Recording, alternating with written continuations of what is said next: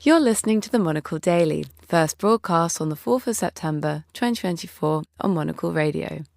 It's 1 a.m. in Beijing, 2000 in Lviv, 1800 here in London and 1300 in Detroit. That's the time on Monocle Radio, brought to you by Chanel Watches. Russia spreads its recent barrage further across Ukraine. China welcomes Africa to Beijing, and is a dozing Australian air traffic controller a metaphor for what ails aviation? I'm Andrew Mueller. The Monocle Daily starts now.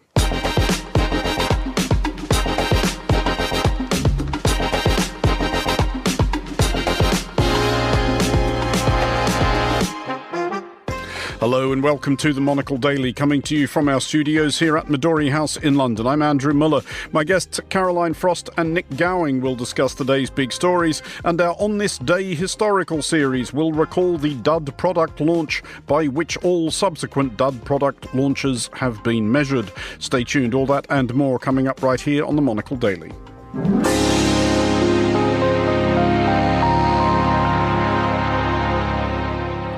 This is the Monocle Daily. I'm Andrew Mueller, and I am joined today by Caroline Frost, the writer, journalist and broadcaster, and by Nik Gowing, Distinguished Fellow at the Royal United Services Institute. Hello to you both. Hello.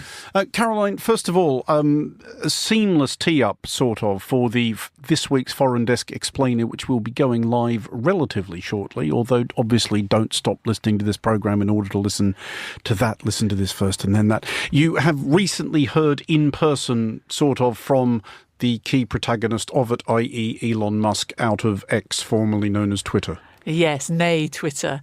Yes, fascinating stuff for two reasons. One is that I was in the room.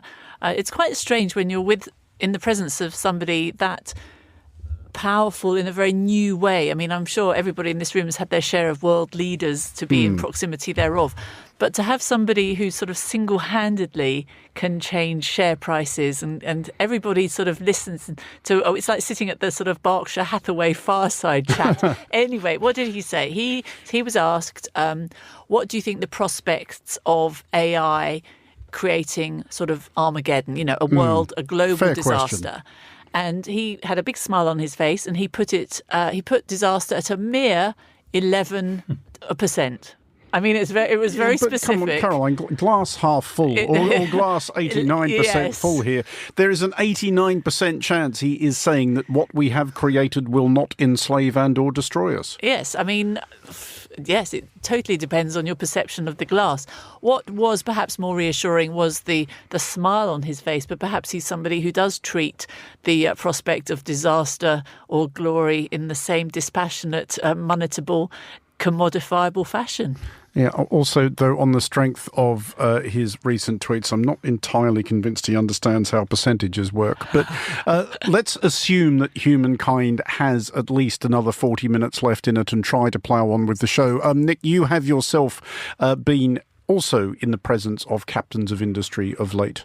Yes, indeed. I was in Sweden last week with 330 chief executives behind closed doors on a remarkable location out in the archipelago near Stockholm. And they were talking about being unleashed and how the nation and how the world is becoming unleashed and how they're going to actually handle this. It was riveting, but I can't tell you anything about it because it was off the record under the Chattermouth rule. So keep trying, but I'll talk in niceties as opposed to detail. Well, we will therefore start in Ukraine, where Russia's recently accelerated bombardment is continuing. It has been confirmed that 51 people were killed and hundreds injured in yesterday's missile strike on a military academy in Poltava. Today, at least 7 more people have been killed in an attack on Lviv. President Volodymyr Zelensky has made the point, and not for the first time, that such raids would be much more difficult for Russia to mount if Ukraine was equipped with more and better air defence systems and the permission to strike targets deep inside Russia with long-range missiles. Caroline, first of all, this came up a lot at the GlobeSec Forum in Prague, which I attended at the weekend. Spoke to many Ukrainians who are obviously and unsurprisingly of one mind on this, but is there an especially good reason that you can see why Ukraine's allies are still quibbling about what Ukraine can hit Russia with and how far into Russia they can hit Russia with it?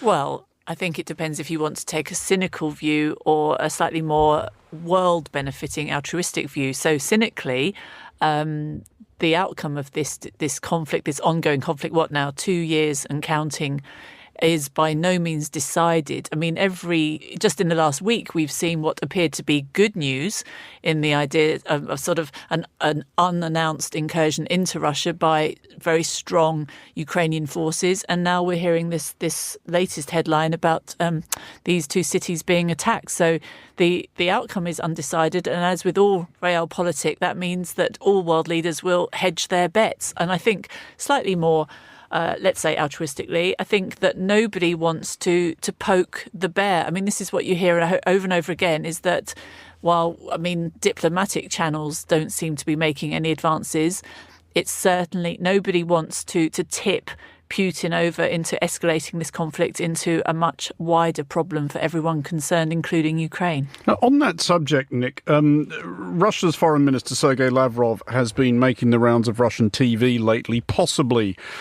in a bid to dispel that recent rumours of his death were very much exaggerated, etc. But he did warn, the phrase he used was not to joke about our red lines. Now, is it clear to you what those red lines even are anymore, given that, as Caroline reminds us, there are literally Ukraine's tanks parked on Russia's lawn? Lavrov also claimed the US was well aware of what those red lines are, but if the red lines are not actual invasion of Russia, then what are they? It's an interesting series of remarks from Lavrov, but he has no power. He wasn't even told that the invasion was going to take place on the 24th of February, 2.5 years ago. He has no status at all. He's a mouthpiece. He's been there for almost 19 years now, and he has remained quiet. I don't believe that this is something which we should be too concerned about, him saying that, because he's not in the inner sanctum of where the decisions are being taken inside Moscow among the very tight circle around Putin and the defense ministry. Caroline, you mentioned the reticence about bear poking, made by some of Ukraine's allies. Nevertheless, is rocketing, from Russia's point of view, rocketing Lviv, which is way over in the west of Ukraine, quite a bold move, or possibly even a response to the recent remarks by Poland's Foreign Minister Radek Sikorski, suggesting that Poland would be well within its rights to shoot down any Russian projectiles that overflew Polish territory? It's certainly not fighting shy of bringing other countries into this dispute, which is alarming in itself. I think that this might tie in with something else that we possibly are going to cover, which is this slightly sort of historical dispute going on between Ukraine and Poland. So you've got this strange triangulation where you have two allies, perhaps an internecine sort of historical squabble, but clearly Poland does have to defend its own flanks, and that really comes down to sheer military decisions, whether that means uniting itself firmly, putting all its dice on remaining an ally of Ukraine, or looking out for itself. I mean, it's very frightening the more west it gets. This it's not far away. I mean, we sit here in London and we're blessed to live in a country of peace. I was just thinking as I walked in that all these dreadful stories, a few years ago, it felt like all we talked about was Brexit. And my goodness, I hanker for those days. But yes, this is not, it's not going in the right direction, is it, if it's coming west? Well, on a related topic, Nik, there is a reshuffle expected of Ukraine's cabinet. Foreign Minister Dmytro Kuleba has issued his resignation today. Does that suggest to you that there's any great panic in Ukrainian ranks, or is this just a reasonable enough rotation of personnel? I phrase the question like that because coming up in this Saturday's Foreign Desk, we have a long interview with former Defence Minister Alexei Reznikov, who talked he does speak, at the spoiler alert, very frankly about the stresses and strains that people are under. And he did say, people can't live like this forever. It's sort of unbelievable pressure, sleeping 2 hours a night for weeks and weeks at a stretch. And with the apparently superhuman exception of President Zelensky, it does start to catch up with people. There have been other resignations. Kuleba has not been fully on message with Zelensky. I think 50% of those in power and those in government positions are said to be on the verge of resigning or not. But let me just go back to what you were raising about Lviv. Lviv has been hit before by the Russians. Sikorsky is known and hated in Moscow. I know him quite well. He's hated and he's very aggressive and assertive on this kind of thing. But what he was saying was we are prepared, and now the GDP of Poland is 4%, which is being spent on the military. We are now prepared to shoot down stuff which is heading over Western Ukraine towards Poland. When it comes to the position of the Ukrainian forces inside Russia, with about 1,000 square kilometers of what they've seized, I think what you're seeing is the beginning of the next stage of a bitter, long-term seizing of the initiative by the Russians, which is determination to crush the infrastructure of Ukraine. It's going to be nasty. It's going to be deeply, deeply destructive. And they're going after the electricity. They're going after the water. They're going to make it impossible and very difficult for people to live in Ukraine in the coming months. And winter is beginning to descend. You had Rafael Grossi, the head of the IEA, the International Energy Agency, saying that the nuclear plants are at risk. I think you'll see a significant impact by the Russians and targeting of anything which has any value for basically stable society. And that's something which could have happened in recent years, in the last 2 years. Now it's going to happen as his retribution and his revenge for what the Ukrainians are doing in Western Russia. Just finally on this, Nik, that incursion into Kursk Oblast, the Russian territory, 1,000 or so kilometres of which Ukraine now hold, was an obvious attempt by Ukraine to seize back the initiative, at least partly for the purposes of, re-inflaming domestic morale, and I think keeping Ukraine's allies sort of interested in the idea that this conflict is making progress from Ukrainians' perspective. But as far as it is possible to tell, do we think it is? Is what? Making progress. It's consolidating. It's surprised a lot of the Ukrainian troops, judging by the reports we're getting. But many of the Ukrainian troops are late 30s, mid-40s, even early 50s. They may not have the capacity. What I find more interesting is who is actually behind the planning going on here. And I look back at some of my notes, including one cutting from April the 25th from Admiral Sir Tony Radakan, who's the chief of the British Defence Staff, who seems to be spending quite a lot of time in Kiev, in which he says very clearly Ukraine will go for the long-range fight. Its ability to continue deep operations will increasingly become a feature of the war. I think the Western governments know and are wanting to give capacity to Zelensky to move forward into Western Russia. And there's now talk of the Americans providing a new longer-range cruise missile. This is when it becomes deeply, deeply concerning. Well, to Beijing now, where President Xi Jinping of China is welcoming a procession of 53 of his counterparts from Africa for the first such gathering since pre-pandemic times. It is not news that China takes an extremely close interest in African affairs. China has spent unfathomable fortunes building infrastructure and buying influence all over the continent. And Africa, specifically Djibouti, is the host of the only overseas base of China's People's Liberation Army. While the recipients of this largesse are not altogether ungrateful, several will be coming to Beijing to grumble about the debt with which it has saddled them and seeking better trade terms to boost their economies. The summit's official theme is, and I quote, joining hands to advance modernisation and build a high-level China-Africa community with a shared future. Catchy. Caroline, is there any possibility, though, that the balance of power between Africa and its Chinese clients is shifting somewhat as China's economy lists a little? Well, I guess the short answer is not really, because China supports so much of that investment and development on which the whole continent is basing its hopes to have an equity of power balance. So you've kind of got somebody who's one of the players and also not necessarily the referee, but certainly buying the football shirts. I mean, it's interesting that they're playing a diplomatic chess game. And I think it's a positive sign that they've invested in this kind of showcase of welcoming African leaders to talk the talk. I mean, yes, we all know that the checkbooks underneath the table really tell the story of the investment, of the debt. I mean, the debt isn't going to go away because they complain about it. Otherwise, we would all be queuing up to see our bank managers. But also the green technology. I mean, there are lots of factors in play.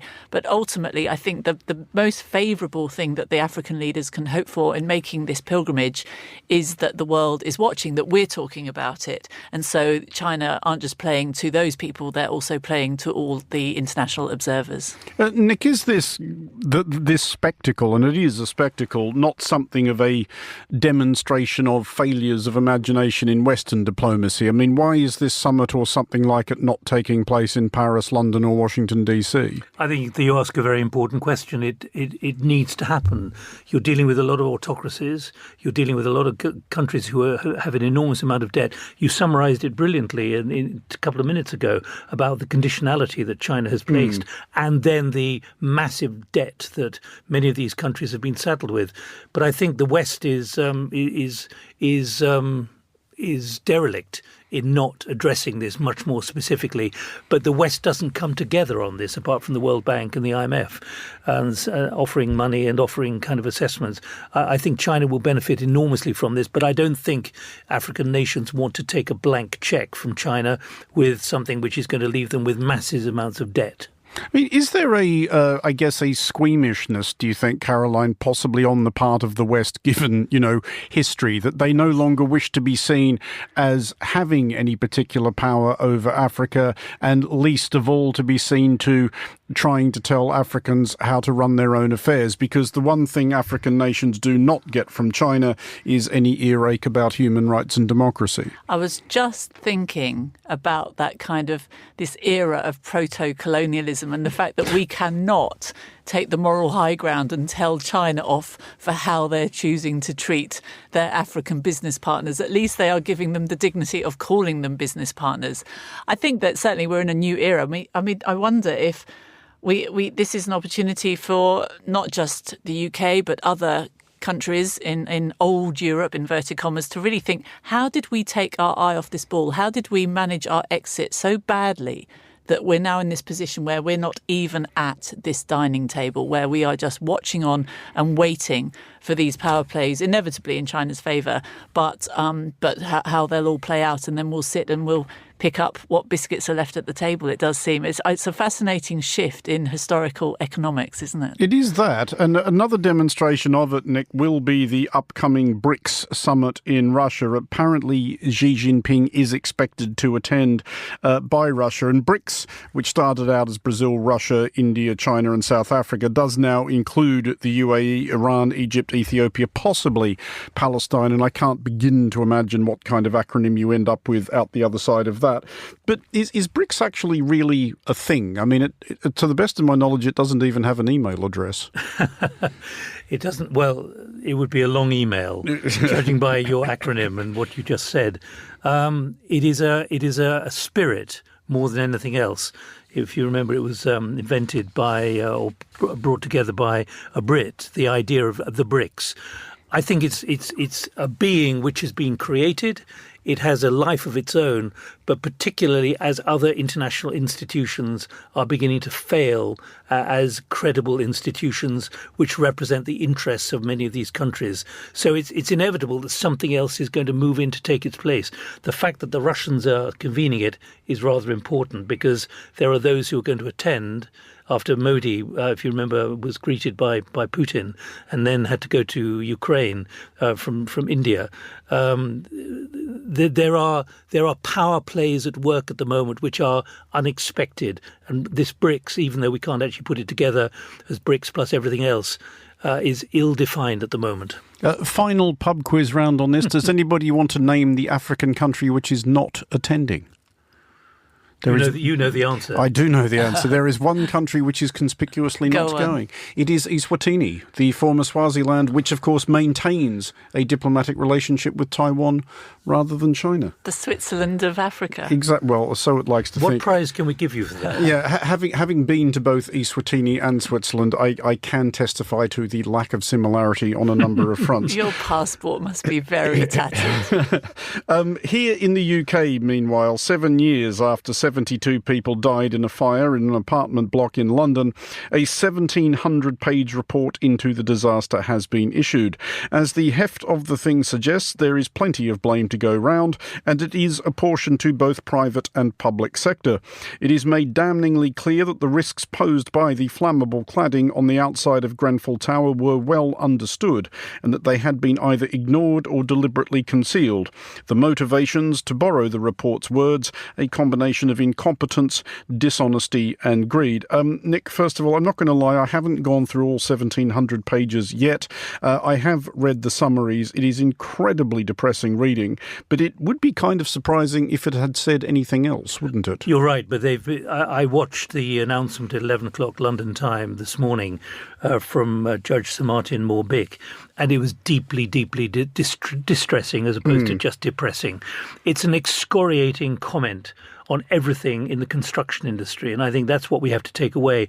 All of us somehow go into high-rise buildings. At this very moment, 70 firefighters in southeast London are fighting a blaze in a tower block of homes. This is happening more and more.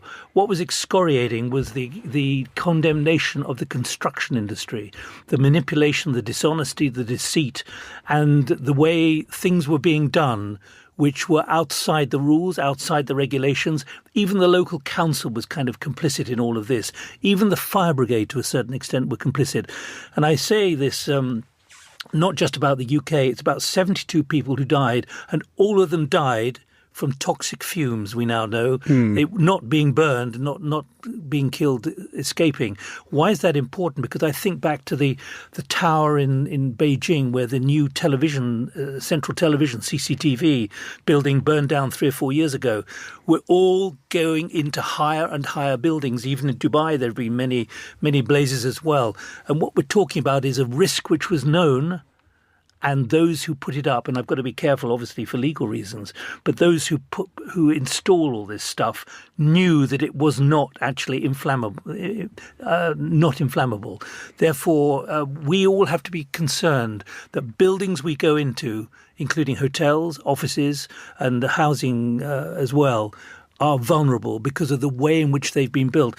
And there was a former architect who was one of the panel who almost burst into tears as she was giving her readout at the end, saying this is a savage indictment of the construction industry and architects as well who are complicit.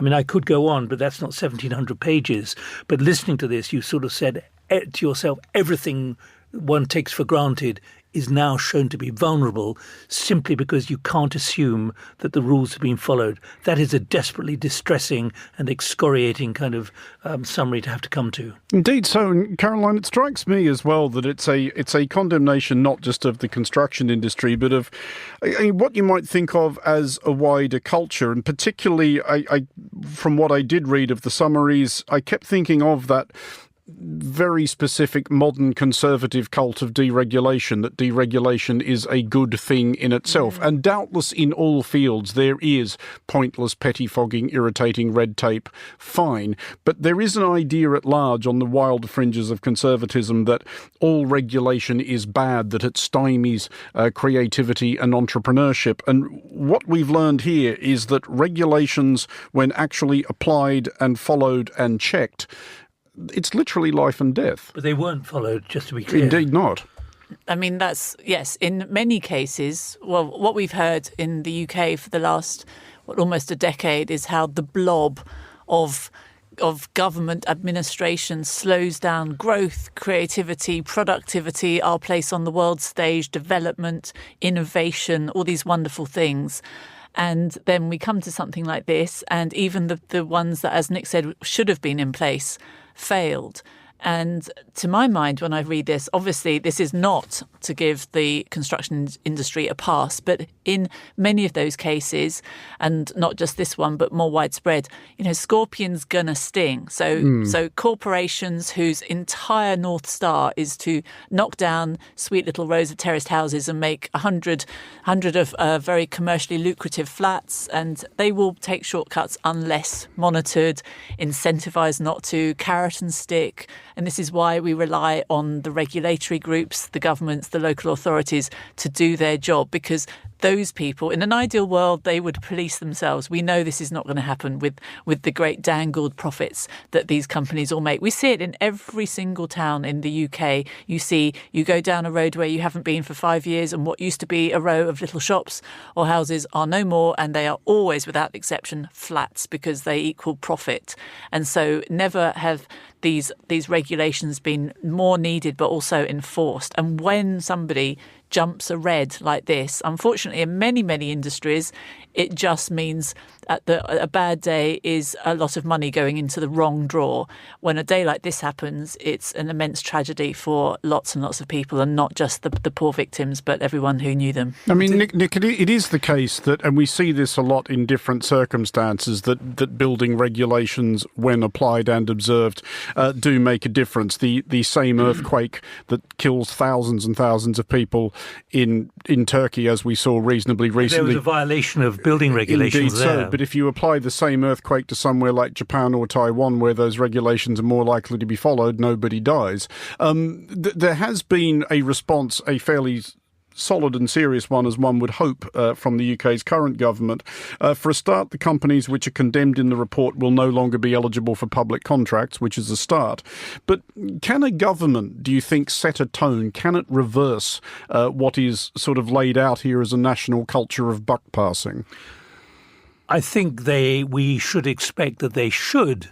But I suspect also that is very difficult to achieve, because I'm going to use the word complicity right across. And you had the condemnation here, the technical incompetence of many parts of the building industry. They knew how to exploit the regulations to their advantage and not declaring what they were really doing. And you had an architect saying in the summary, if you're in the construction industry and you do not feel responsibility to keep people safe, then you are in the wrong job. That's really saying that most people in the construction industry, their attitudes and their behaviour are questionable. I'm being careful with my language here, but spurred on by what the judge said, that this is tough stuff. Named companies of architects, of construction as well, who've actually been identified as violating the principles of good construction. Well, sticking with the subject of people in positions of profound responsibility for the public well-being paying less attention than might be preferred, a report by the Australian Transport Safety Bureau has revealed that late in 2022, an air traffic controller at Cairns Airport in Queensland was discovered in the small hours asleep at his post, which sounds far from ideal. In his defence, he had worked 10 night shifts in 12 days, and probably more importantly in his defence, nobody pranged their plane due to his dereliction. However, it is arguably a revealing/alarming illustration of the degree to which aviation staffing levels have perhaps not quite returned to pre-pandemic levels. Caroline, have you ever worked in the line of duty consecutive night shifts?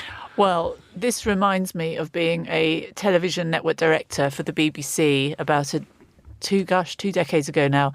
And this is the stuff of training nightmares, where you do a night shift and you wake up and the television schedule has run out and there's nothing on the screen that you're responsible for, and people at home are desperately tapping their remote control because you're snoring under the desk. So fortunately, this makes me feel very grateful that I had nothing more, some people might consider it incredibly important, but critical, shall we say, than a television channel. But this is clearly very serious. I mean, I feel terribly sorry for this one person, because you can just think of the pressure and the panic and the fear they must have felt. Fortunately, nothing untoward occurred, but it's a real wake-up call, isn't it, to speak? So to speak. I mean, Nick, has it been your experience? Because it has been mine, certainly, and I know anecdote is not data, and I may just have been unlucky, but flying post-pandemic has been a different experience to flying pre-pandemic, and in no way an improvement.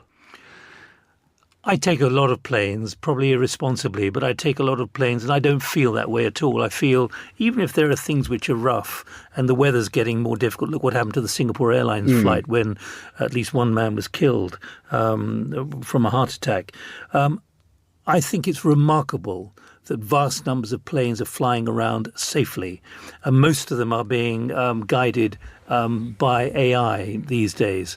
So, in fact, it doesn't necessarily need a air traffic control in Cairns, which is quite a modest, as you know very well. It's quite a modest airfield, even though it takes a lot of traffic from East Asia, from Japan particularly, and tourism and so on.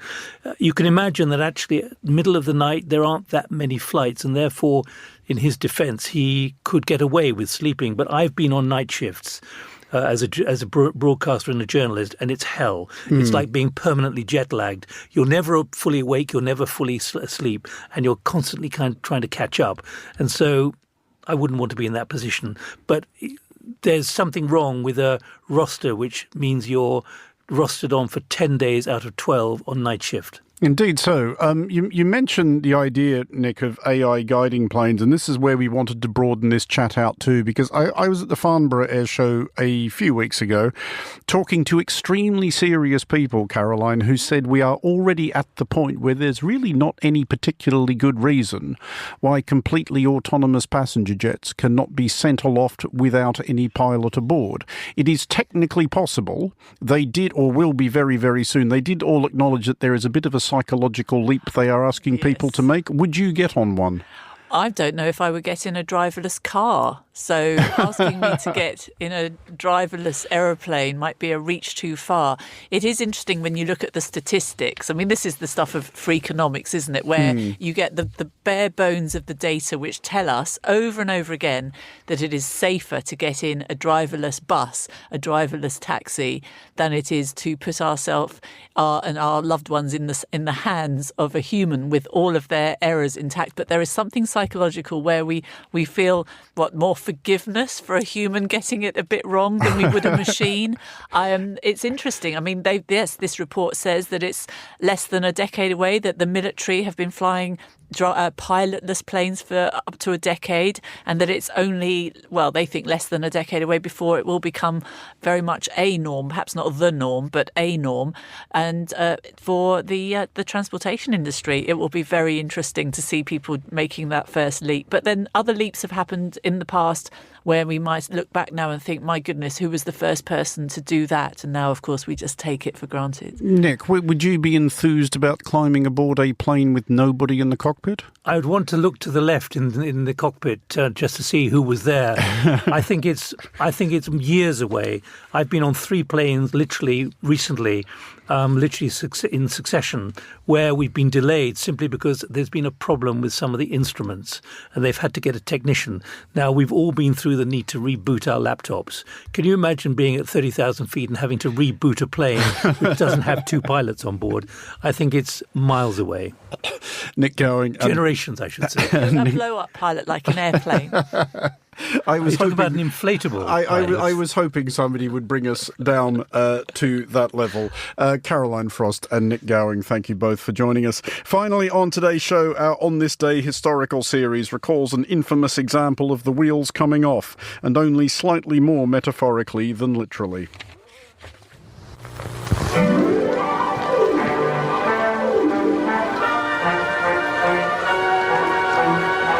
They'll know you've arrived when you drive up in the 1958 Edsel, the car that's... Having any model of conveyance named after you is very arguably a mixed blessing. If the thing named after you, ship class, aircraft variety, whatever, turns out to be stylish, successful, generally favourably regarded, it's probably broadly fine, though you will spend the rest of your life having exactly the same conversation with people at parties. That's an unusual name. Say, isn't that thing named after you? Kill me now. If it isn't, however, if the vehicle which bears your name is ungainly, unreliable, and ultimately undesirable, you may have been, he died before his name became eternally identified with marketing mishap, Edsel Ford. This is the Edsel. as its graceful flight deck and classic vertical grille suggest. It is elegant in every detail, and it acts the way it looks, but it doesn't cost that much. See, drive, and be sure to price the new member of the Ford family of fine cars, the Edsel. Edsel Bryant Ford was the only child of Henry Ford and a distinguished automobile executive in his own right. He died of stomach cancer in 1943, aged just 49. During the mid-1950s, Ford Motor Company determined to launch a new medium-range brand, hoping to offer competition to the likes of Buick, Dodge, Pontiac and Oldsmobile. The new marque would be called Edsel. Edsel gives you more of everything. More size, more room, full six-passenger comfort. Though it was known that Edsel Ford's own son, Henry Ford II, by now president and CEO of Ford, was unenthused by the prospect of honouring Edsel in this fashion, nobody had any better ideas. An advertising agency commissioned by Ford submitted 6,000 dutifully annotated potential names, which Ford winnowed down to 4, Corsair, Pacer, Citation and Ranger, which did not rev anybody's engine.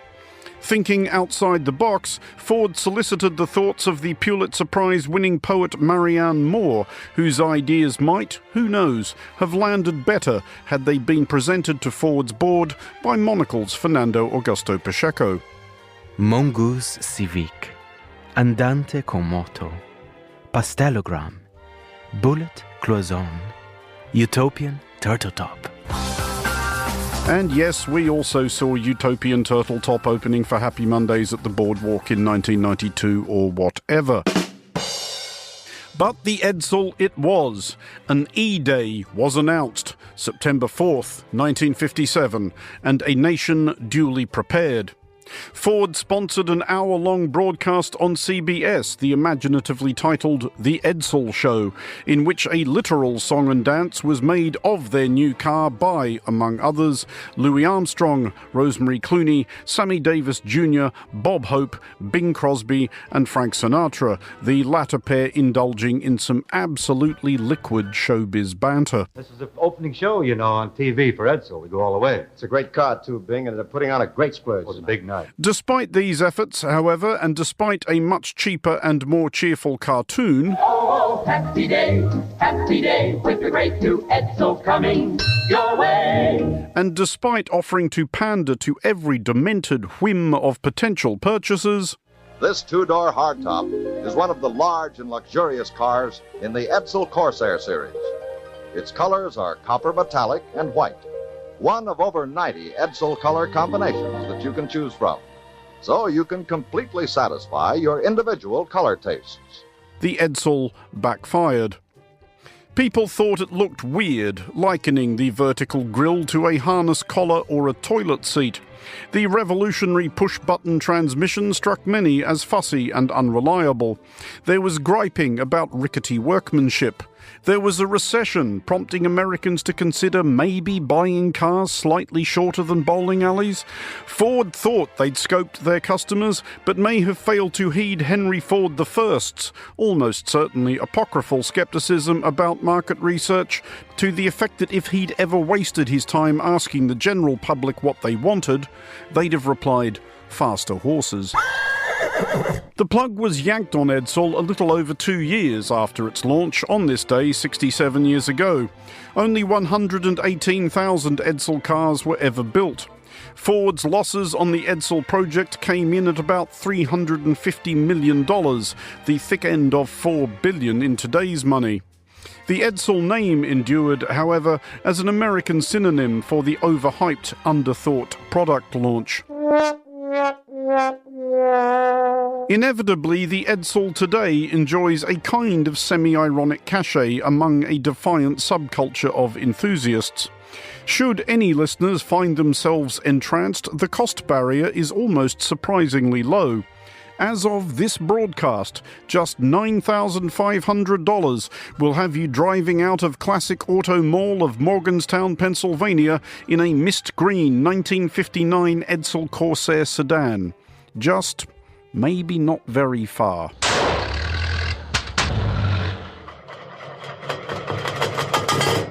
For Monocle Radio, I'm Andrew Mueller. And that's all for this edition of the Monocle Daily. A big thanks to our panellists today, Caroline Frost and Nik Gowing. Today's show was produced by Hassan Anderson and researched by Gunnar Gronlid and Sana Jumani. Our sound engineer was Sarah Nichol. I'm Andrew Mueller here in London. The Daily is back at the same time tomorrow. Thanks for listening.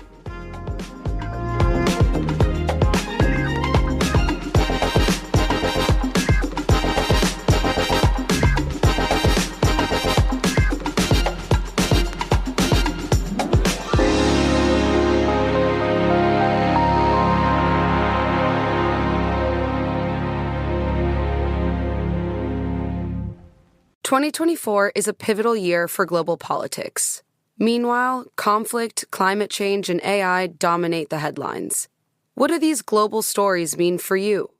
The Financial Times offers fearless thinking in defining moments. Its trusted journalists deliver impartial analysis on the world's biggest news events, helping you to form your own bold opinions.